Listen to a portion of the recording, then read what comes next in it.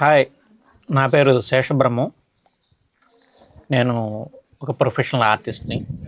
అలాగే ఈ పురాతన దేవాలయ సాంప్రదాయ శైలులను స్టడీ చేయటం నాకు చాలా ఇంట్రెస్ట్. దీంట్లో భాగంగా నేను దేశంలో చాలా పురాతన దేవాలయాలు సందర్శించాను ఇప్పటివరకు. నేను సందర్శించడంతో పాటు నాతో పాటు ఇంకా కొంతమంది ఆ యొక్క శైలిని అర్థం చేసుకోవడానికి, ఆర్కిటెక్చర్ని అర్థం చేసుకోవడానికి, అందులో ఉండే శిల్ప సంపదని గమనించడానికి ఏదైనా కార్యక్రమం ఏర్పాటు చేస్తే బాగుంటుంది అనే ఆలోచన వచ్చి మిత్రుడు అరవింద్ ఆర్యతో మాట్లాడినప్పుడు అలాగే చేద్దామన్నా అని అన్నాడు. నేను కళాయజ్ఞ పేరుతో, ఇదేమీ సంస్థ కాదు కళాయజ్ఞ అనేది, ఇది ఒక బయట నుంచి సపోర్ట్ ఇచ్చేటటువంటి ఒక చిన్న ఒక ఆలోచన విధానం కళాయజ్ఞ అనేది. కళాయజ్ఞ నుంచి ఇప్పటివరకు కొన్ని కార్యక్రమాలు చేసాం, ఒక 4-5 కార్యక్రమాలు, అన్నీ కూడా చాలా మంచి సక్సెస్ అయ్యాయి. కళాయజ్ఞ యొక్క ముఖ్య ఉద్దేశం ఏంటంటే, కళాకారులకు వారిలో ఉన్నటువంటి కళాకారులు చాలామందికి ఏంటంటే, వారు పెయింటింగ్స్, డ్రాయింగ్స్ వేస్తుంటారు. అలాగే బయట అనేక పనులు, వేరే వేరే కార్యక్రమాలతో బిజీ అవుతుంటారు. బిజీ అవుతున్నప్పుడు కొన్నిసార్లు కమర్షియల్గా వాళ్ళు వర్క్ చేయటం, లేకపోతే వేరే వేరే పనుల్లో ఉంటా వాళ్ళల్లో ఉండే కళని పూర్తిగా బయటికి తెచ్చుకోలేరు. అందువల్ల ప్రతి కొన్ని నెలలకో సంవత్సరానికో వాళ్ళల్లో ఉండేటటువంటి కళని మరొక మెట్టు ఎక్కించడానికి ఏదో ఒక కార్యక్రమంలో వాళ్ళు పాల్గొనాల్సి ఉంటుంది.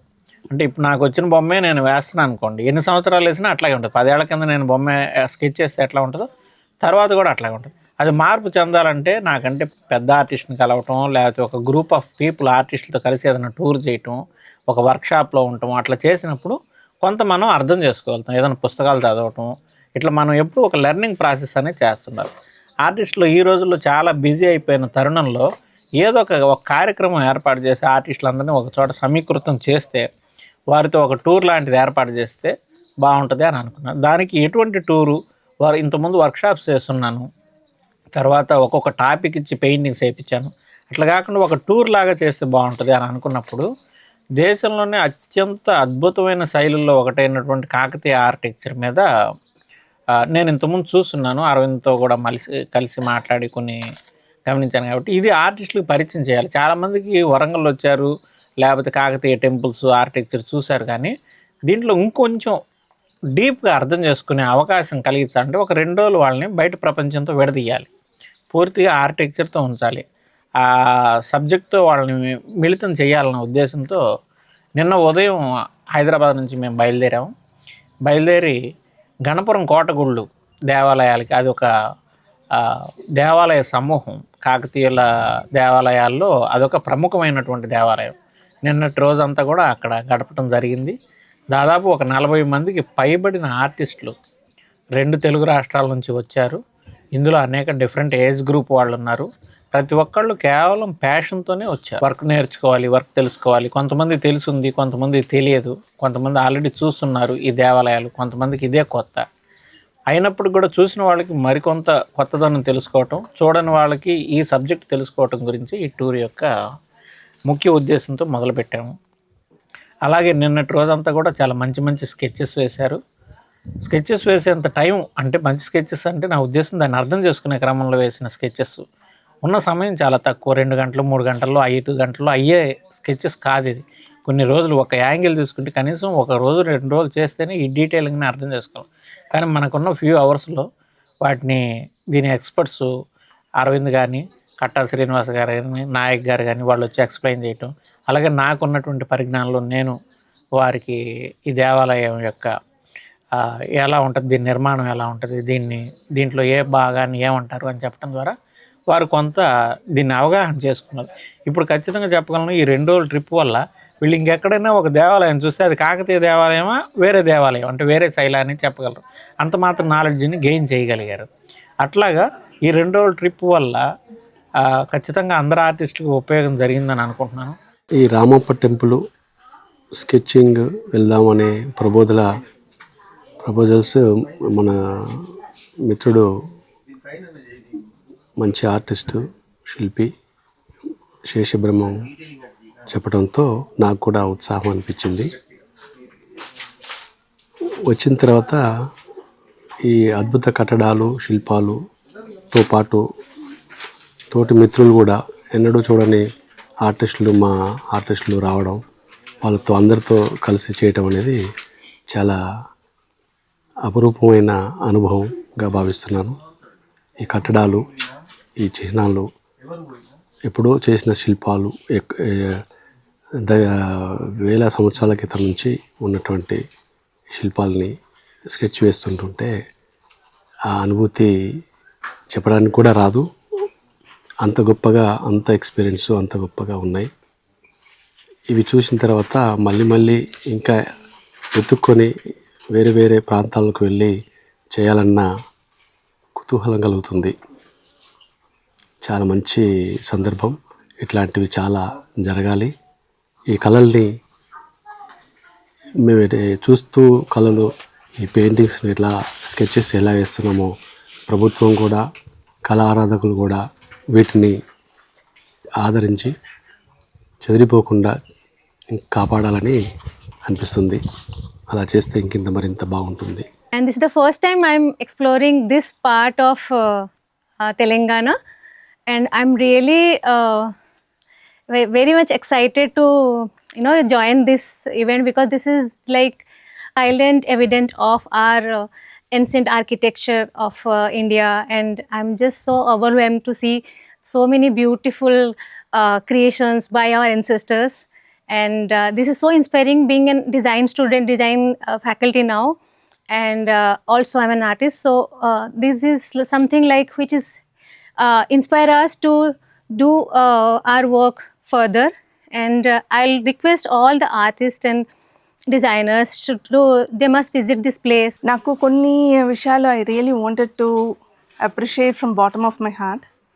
One is giving a chance for other artists to come over here and do this live sketching, because ఇక్కడ వేసే sketchings you can't find it in any Google or something. ఈ images, ఈ statues, nothing is gonna be there in any of the Google websites, okay?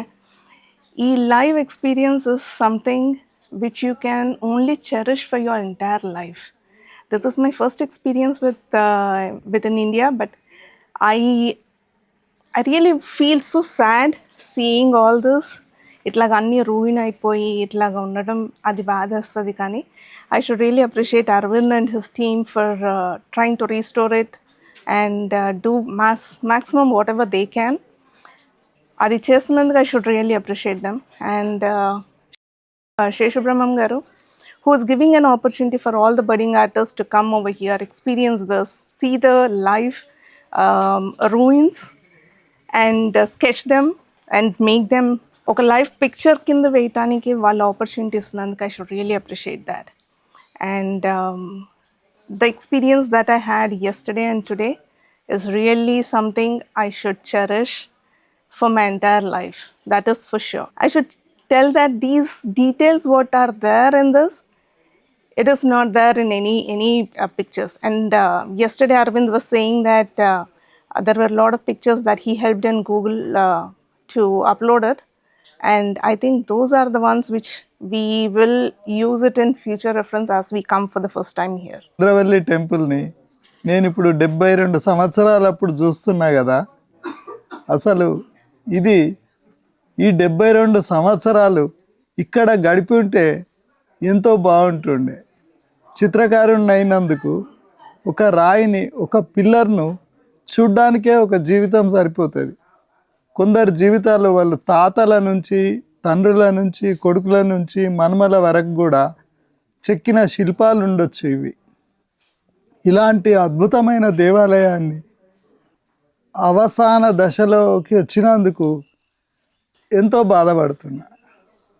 దీన్ని రక్షించే వాళ్ళు కొత్త కొత్త దేవాలయాలు కట్టాలనే చూస్తారు తప్ప కనీసం దీనికి కంచె వేసి పాడు చేయకుండా భద్రపరిస్తే ఇంకా కొన్ని తరాలు కూడా ఈ శిల్పుల యొక్క చాతుర్యాన్ని, మన యొక్క గొప్పదనాన్ని, హిందూ టెంపుల్స్ యొక్క గొప్పదనాన్ని ప్రపంచానికి కూడా ఆదర్శంగా నిలుస్తాయని నేను అనుకుంటున్నా.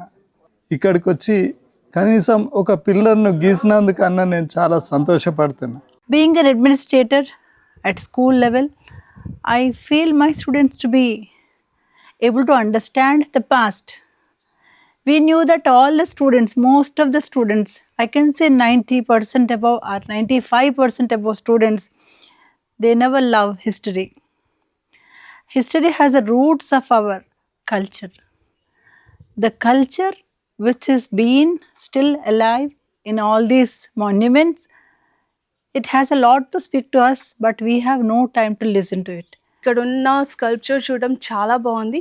ప్రతి స్కల్ప్చర్ మీద ఉన్న డిజైన్ చాలా డీటెయిలింగ్గా చాలా క్లియర్గా మెన్షన్ చేశారు. ప్రతి స్ట్రోక్ ఎంత నీట్గా ఉందంటే అది మిషన్ ప్రింట్లా కనిపిస్తుంది. ఇన్ని సంవత్సరాలైనా కూడా ఎక్కడా కూడా ఆ వర్క్లో ఆ ఫినిషింగ్లో ఏమాత్రం డిస్టర్బెన్స్ లేదు. ఇంకా దీని గురించి చాలా గొప్పగా చెప్పారు. టెంపుల్స్కి రావడం, విజిట్ అవ్వడం, చూడడం, దాని గొప్పదనం ఏందో తెలుసుకుంటే బాగుంటుంది. ఈ టూరు ప్రత్యేకం ఏంటి అంటే ఆర్టిస్టులకు కొంత అవగాహన నేర్పించాలని, ఆర్టు ఉనికి తెలియజేయాలని, ఈ తెలంగాణలో ఇలాంటి కార్యక్రమాలు చేస్తే ఈ ఆర్టు కొంత ఉనికి ఏర్పడుతుందని గురూజీ శేషబ్రహ్మం గారు నిర్వహించారు. ఇందులో చాలామందికి అవకాశాలు ఇచ్చి ఒక మంచి ప్లాట్ఫామ్ ఇచ్చారు. ఈ కాకతీయ దేవాలయాల స్కెచింగ్ ప్రోగ్రాం నిజంగా చాలా అద్భుతమైనటువంటిది. నిజానికి రామప్ప, కోటగుళ్ళు, అదేవిధంగా చంద్రవెల్లి టెంపుల్లో ఉన్నటువంటి శిల్పకళా సంపద చాలా గొప్పది. ఈ కళా సంపద ముందు తరాల వరకు కూడా గుర్తుండిపోయేలాగా ఒక నూతన వరవాడికి శ్రీకారం చుట్టినటువంటి ఈ రెండు సంస్థలకు కూడా నేను హృదయపూర్వక కృతజ్ఞతలు తెలియజేస్తున్నాను. ఎందుకంటే రోజుకి నానాటికి అంతరించిపోతున్నటువంటి ఈ చారిత్రక కట్టడాల యొక్క కనీసం వాటి గుర్తులను కూడా ముందు తరాలకు అందించాలనే ఉద్దేశంతో ఈ స్కెచింగ్ ప్రోగ్రాం అనేది ఏర్పాటు చేయడం జరిగింది. మరి రాష్ట్రం నలుమూలల నుండే కాకుండా వివిధ రాష్ట్రాల నుండి ఎంతోమంది చిత్రకారులు, దాదాపు ఒక 60 నుండి 70 మంది కూడా చిత్రకారులు ఈ కార్యక్రమంలో పాల్గొని అద్భుతమైనటువంటి ఆ శిల్పకళా సంపదను తమ యొక్క క్యాన్వాస్ మీద అద్భుతంగా చిత్రించారు. ఇప్పటి వరకు కూడా నాకు వరంగల్ అంటే 1000 స్తంభాల గుడి, రామప్ప గుడి మాత్రమే తెలుసు. కానీ ఈ యాత్ర వల్ల గణపురం గుళ్ళు, ఈ చందవాళ్ళు తెలిసింది. పాత గుర్తులు ఎన్నో చెరిగిపోయాయి. కనీసం ఉన్నాయన్నా కాపాడుకోవాల్సిన బాధ్యత మన మీద ఉంది. పెద్ద షాపింగ్ మాల్స్, హైటెక్ సిటీలు, ఫ్యాబ్ సిటీలు, వాటికంటే కూడా మన 1000 సంవత్సరాల ముందు, 2000 సంవత్సరాల ముందు మన చరిత్ర ఏదైతే ఉందో చాలా విలువైందని ప్రభుత్వము, ప్రజలు గుర్తించి వీటి పరిరక్షణకు అందరం కలిసి తోడ్పడాలని కోరుకుంటున్నాను. మేము తెలంగాణ ఉండి కూడా మాకు పక్కన చెన్నూరై ఉన్నప్పటికీ కూడా నాకు ఇది తెలియలేదు. నిజంగా ఈ యాత్ర ద్వారా ఇక్కడికి రావడం చాలా ఆనందంగా ఫీల్ అవుతుంది. ఎందుకంటే ఒక కళాకారునిగా దీని యొక్క విలువ చాలా వాల్యుబుల్. 800 సంవత్సరాల క్రితమే ఇట్లా ఎక్కిందంటే ఇప్పుడు ఉన్నటువంటి వ్యక్తులు ఎలా చేయడం లేదు. సో కళాకారులు దీనిపైన స్టడీ చేయాలి, ఇంకా దీన్ని అభివృద్ధిలోకి తీసుకురావాలి. ఒక సంపద మన భారతదేశానికి సంపద కాదు, మన రాష్ట్రంలో మన తెలంగాణ ప్రాంతానికి కూడా చాలా గర్వకారణం ఇటు కాకతీయుల కాలం అనేది.